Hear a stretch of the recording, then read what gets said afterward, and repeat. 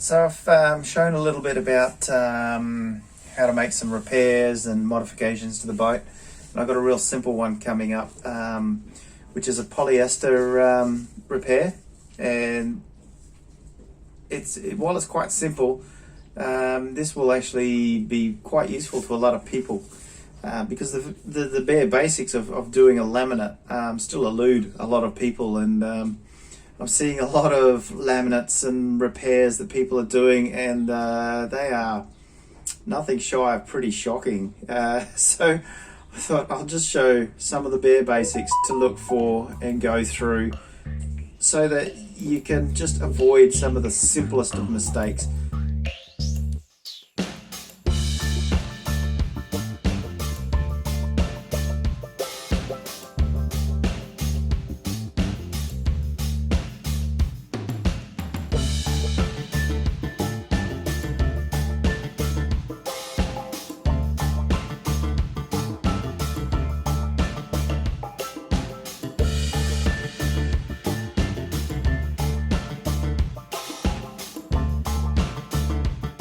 So I'm going to show the basic repair that or modification I'll be making, what I'm applying it to, and this is very typical for older boats making repairs or modifications, because look behind me, I'm in my 30-year-old catamaran, and it is not glamorous. It's certainly a lot better than some others, but it's not glamorous. We're talking about lumpy, bumpy laminates. We're talking about bonding to stuff that's been around for a long time.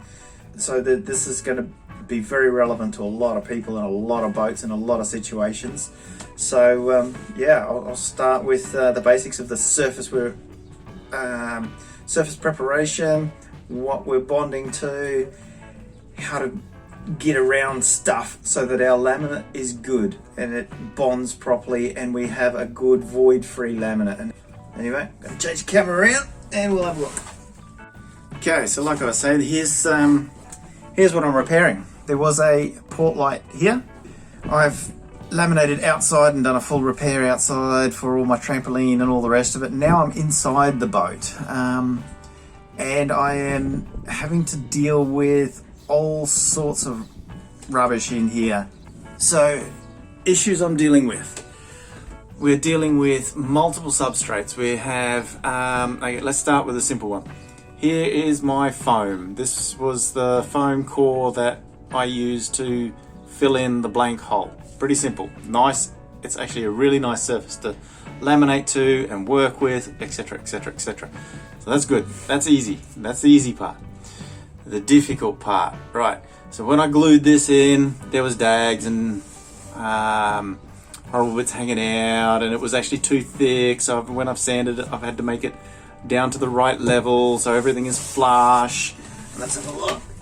If I get here, the camera, you can see my foam is nice and flush here, so there's no steps, no jump ups and all the rest of it. So I was actually able to make this happen well. This bit of the surface is good to work with. You'll notice here now that the old laminate is quite bumpy, so they've used quite a heavy 800 gram double bias. You can see that where the stitching in the fiber is, it's down low. Where it's not, it's up high, and you can see where the sand has touched it and touched the top and not in the valley, etc, etc. And then we go down further, and I have our hull to deck tape joining here, and again we're looking at, production boat building, where the taping hasn't been tapered, so there's quite a big step up, and there's actually a gap between the taping and my piece of foam. So in here there is actually like a 2mm gap here. If I was trying and laminate over the foam and onto this taping, I would have a big void under here. Now this void we can't have. This will be a big weak spot if I tried to laminate over this. And I've seen so many pictures and videos with guys, and they'll just laminate over this. This is not good, not good at all. We want smooth transitions. We want the glass that gets laminated on here to touch and contact everything. The resin that's bonding it all together has to be touching everything. We don't want any air bubbles. Now, the surface prep I used for this was 60 grit on the Orbi. Very simply would have done it with 80 grit. I only used 60 grit because I was actually bringing the thickness of this down. So, but 60, 80 grit, perfect. You'll also see where I've sanded, the sander has touched the highs of the glass and not the lows. I'm not going to go in and chase the lows. This is a polyester boat. This surface here is actually ready to bond to. It's never actually fully cured. Yes, there is dirt and crap stuck to it, but the bond that I'm going to get to that is actually quite good. The sanded surface, it's perfect. That is the surface I want to bond to. Right. Everyone's going to argue, oh, you need sand all inside of here. If you're trying to sand inside of these valleys here, the amount of glass that you are going to sand away and the amount of strength and structure you're going to take away is going to outweigh the tiny, tiny secondary bonding loss of the dirt stuck to the open air polyester finish here. So it's not worth it. But what we do have is this texture issue. This is quite textured. Come on camera, keep up. Hey, there we go. You can see that there's this nice flat surface, and in here there's lots of hollows. If I try and laminate over this, this is going to be air bubbles in here. So I'm going to show you some tricks how to get rid of these air bubbles or get rid of this low so there won't be air bubbles in it. Right, so that's my surface I'm laminating to. And a lot of you will recognize this. It's not beautiful. Maybe I should show you a beautiful race boat interior in the next video. That might be cool for you. Right, what are we laminating with? So I have some e-glass double bias and some e-glass woven cloth. In a previous video we showed why we would use a woven cloth over our stitched fabrics, and this is so that we have a mechanical fastening and we don't tear it out, and this also gives me a more QI laminate. The boat itself, the laminate I'm going on to is only DB, but you know, I just like to put a bit of cloth over the top of it. It gives us a nicer finish to work with. So I've got it all pre-cut, ready to go. You'll also see that my DB is slightly smaller than the cloth. This helps transition so we don't end up with those big steps like you saw with the taping. So this big horrible step from, man, that's got to be at least 1200, 1400 grams, so 1.5 to around 2 millimeters of glass taping there with quite a substantial step off. Not the best. In other videos I've showed where we taper the laminates and so that we get smooth transitions and no hard points, etc, etc. Also, I have prepared my resin. I've weighed out enough resin to fill my glass. This is simple. Weigh the glass. The weight of the glass will equal the weight of resin as a minimum. Always put a bit extra because there will be resin that goes into your surface bond and into the brush, and it stays in the brush and it doesn't come out. So start with 50-50. So whatever your glass weighs, your resin is as a minimum when you're hand laminating and not vacuum bagging. My hardener's ready to go, and here I've pre-mixed. Here is our secret. This is the secret to laminating over bumpy, lumpy, horrible, shitty surfaces. This is Cabosil mixed with the resin to make it thick. This is a thickener. You use it for coving structural parts together, etc, etc, etc. We are going to use this to make our laminating surface smooth. We're going to do it wet on wet. So this is going to go on wet onto where we're going to laminate, up here, and I'm going to laminate straight over the top of this, wet. So it'll squeeze out a little bit and it'll move and it'll squidge and it'll squiggle it, but it saves me a lot of sanding and all the rest of it by doing it wet on wet. Right, so I'll mix up and I'll I'll show you how I do it. Oh, the other important, okay. Don't forget the other important tools. Right, important tool, brush, you saw that, absorbs resin, blah, blah, blah. Scissors on the ready, just in case something goes wrong. Tape measures tool left over from before, don't need that. Right, this thing, if you haven't noticed, one of the companies I do a lot of work with, these guys, Rigging Projects, they have these nice business cards and we use them for tags on our ropes. So big plug, Rigging Projects, yay!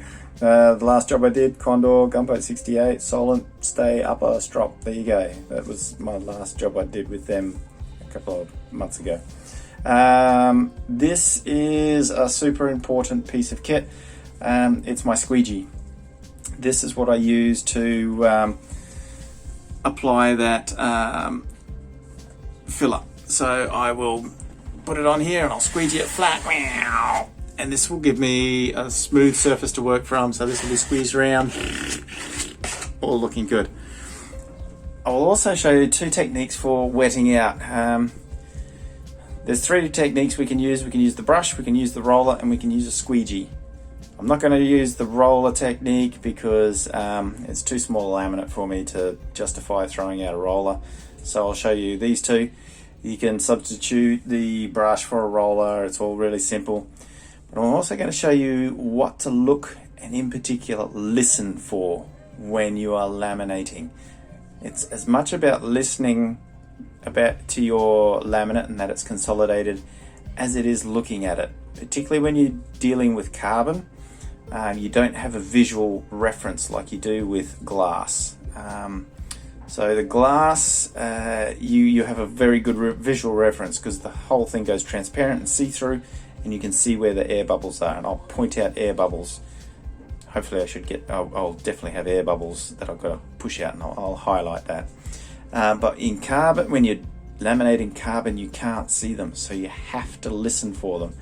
And the best way to practice laminating carbon is by laminating glass, because it will teach you and give you that visual reference and that audible reference, that when the glass is fully wet out, or when the fiber is fully wet out and you're squeegeeing, it makes a sort of a snap, crackly pop noise as you're pushing the air out.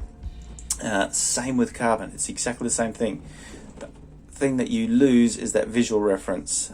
So you learn to listen to your laminating, and when you transfer it over to dealing with carbon, you don't need to see it anymore because you can hear it, you can listen for what's going on, and you will know when you have consolidated or had put enough resin and squeegeed enough air out of your carbon, and know that it's fully wet out and minimize the air bubbles in there, because you've practiced on your glass so much that you can hear what happens. But I'll show you that later. Anyway, I'm going to mix up and start putting this thing together. Right, so your old bucket, your old hardener, super highly technical measurement of 1% going in. There it goes. When you're doing these smaller batches, that's about as accurate as you need to go, and you'll just learn what's fast and what's slow. Alright, giving it a good mix, good thorough mix. Right, here we go, all mixed up. Now I've got to get this stuff onto there and where I'm going to laminate. I tend to mark out where my laminate's going. Because I've been doing this for so bloody long, I get really lazy and I don't do it. But as a beginner, it's quite good to get a pencil or a marker and mark out where your laminate is going to sit. So you know the extents of where you're going to put this stuff, where your glass is going to go to, so that it all sits right. But anyway, I'm going to make this all happen now because I've put the hardener in here and stuff's going to go. So scooped it out with my mixing stick, putting it on to my Rigging Projects squeegee.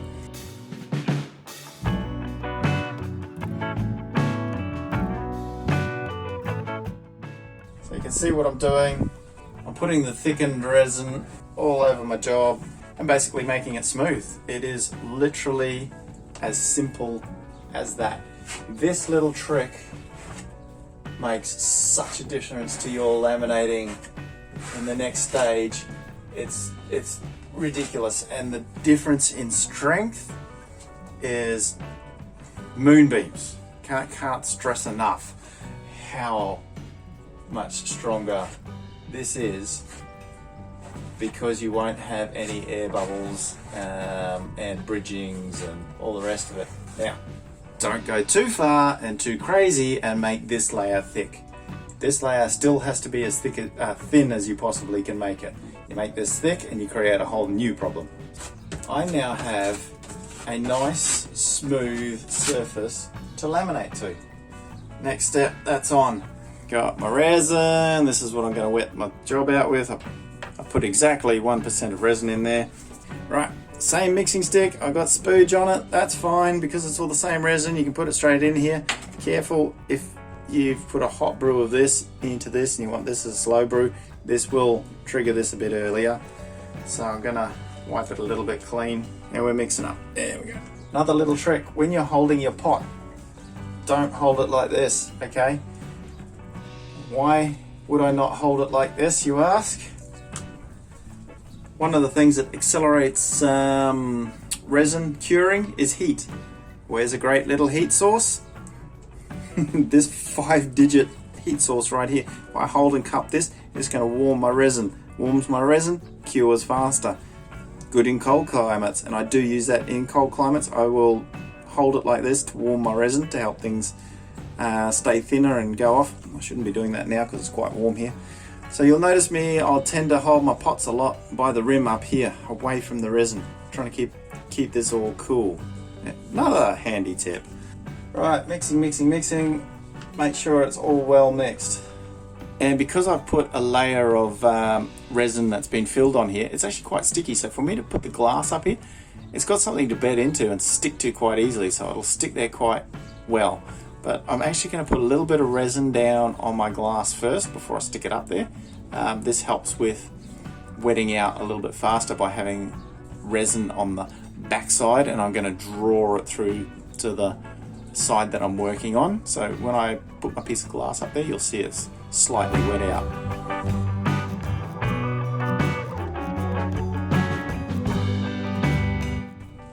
Right, perfect in shot. Okay, so I pre-wet it. You saw me just wet it out now. Now I've stuck it to the job, and you can see lots of things going on here. Here, glass is wet out, but it is not, there's a big air bubble behind there. You can see there's a big air bubble behind there. This is what we want to get rid of. This is our number one enemy. It's having it wet out, but not stuck to the job. You can also see the edges here. They are not actually wet out, so the glass is still silvery white and looking good. And here you can actually see my wet out patch is actually stuck to the hull with no bridging, looking good. So what I'm going to do is wet this all out now, first with the paintbrush, and then I'll move to the squeegee.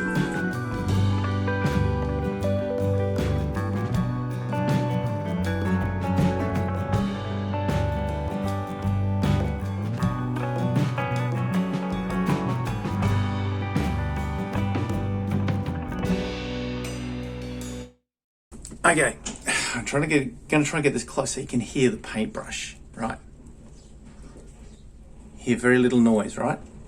Then we'll come to the big air bubble. Can you hear how it's got that sort of frying bacon snap crackle pop? We'll come back over here where it's consolidated. No noise. Come over here where the air bubbles are.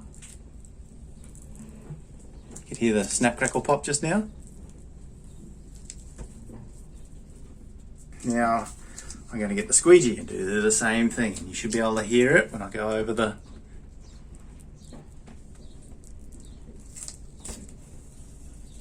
Oh yeah, that was a good one. You can hear that crackling noise. Come back over here where it's consolidated. No noise. No noise. No noise. We're looking good. Oh, little... Yep. Hear that, just that little snap, crackle, pop. Right, that's what I'm talking about with the sound. That's really important. Get used to hearing it, because it's really, really important when you're laminating. So my glass is going on here now. This I'm putting on pretty much dry, right? So it's not sticking super well because it's quite dry. So I need to hold it here. And I need to pin it with a bit of resin. Blah, blah, blah. So here's another little technique for you. And trying to do it slightly overhead. When you're doing this overhead, it's a world of more hurt. There we go. Look, now it sticks to itself. Lovely. Okay.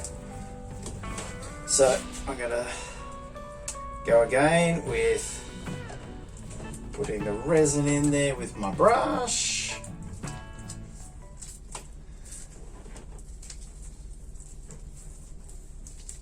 Hopefully you can hear the snap, crackle, pop with the camera that far away.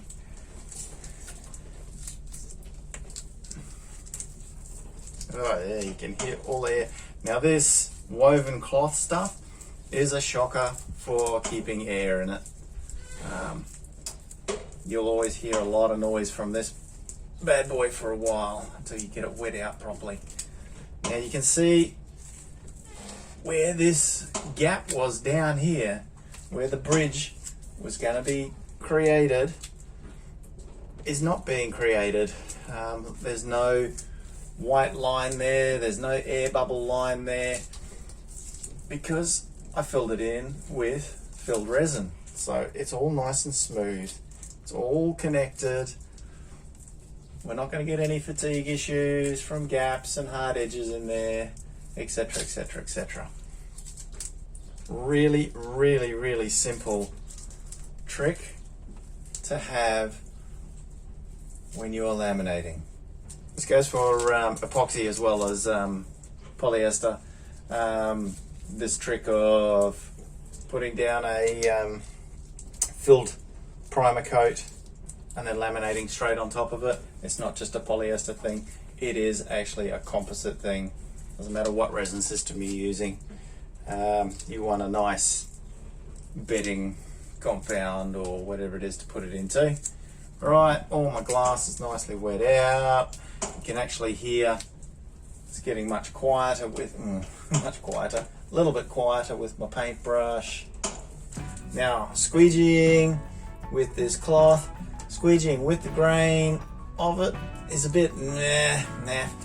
I tend to like to squeegee on the 45. This tends to bring much better results. When you squeegee with your cloth at 0 and 90, the same directions as the cloth, it tends to roll the glass fibers in the direction that you're not moving the squeegee. So if I'm moving down, it'll roll the fibers that are going this way. I find that if I use the squeegee on the 45, it tends to flatten everything out really nicely, and it actually, you can feel it under the squeegee is much nicer. Now this bad boy is laminated. Came out absolutely glamour. It's good. Okay, so we're gonna have a little bit of a closer look here. Focus camera, there we go. Right, so you can see my finished product here. Well, you almost can't see it, and that's the beauty of it. That's when you know you've actually done a good laminate, is especially in e-glass. Basically, it goes completely transparent. So you can, you can't even see the Cabasol filler in that gap. You can see the weave of the glass, so you know I've done it. You can see a little bit of the DB, sort of, no, not really. But yeah, you can sort of see my glass that I've got on there. You can see that it's all nice and transparent. You can see that there is no bridging. It's come out as a nice example for you guys to see. This is what it should look like. Now, I have here in the boat an example of what to look out for and not do. Absolute shocker. Someone's had one here. So what are we looking at? We're looking at lots of things. This is what we call bridging. This is a big air pocket. This is wet out glass that's bridged the gap, got air in behind it, and is no longer contacting the layers below it. The structural integrity of this is bugger all. The strength that this is contributing to the whole hull is bugger all. It's not ideal. This is what we're trying to avoid. Alright, got another small example of it here. Here you go. There's another bit. Yeah. Here's little bits of it here. Right, let's come down. There's another little blister here. You can see I can actually push the fibre in. That's how much it's contributing to the strength. Bugger all. Right, thankfully, there's not too much of it around, and it is only the cover cloth. It's not the structural DB part, so I'm not too stressed, and it's been here for 30 years, so it's actually doing all right. Here, someone's had one. They had a big air pocket under here, and the wonderful laminating guys, or the grind up team after the laminating guys, oh, I'll clean that up. He's ground through the glass. There's my foam underneath, and they haven't patched it up. Thankfully, this thing's slightly overbuilt, so it hasn't been an issue over the last 30 years. But I will come back and laminate over this little patch and fix that up just because I can.